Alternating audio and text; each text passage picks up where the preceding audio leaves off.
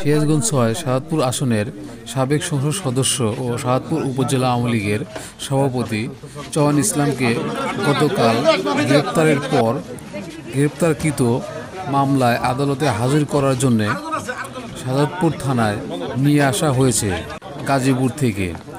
আগামীকাল মঙ্গলবার তাকে আদালতে হাজির করা হতে পারে বলে ধারণা করা হচ্ছে।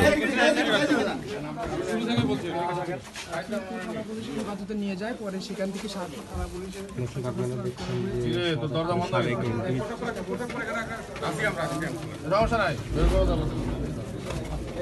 এটা ঢুকাও তাহলে ছবি নেওয়া অসুবিধা হবে না, ছবি নেবে না।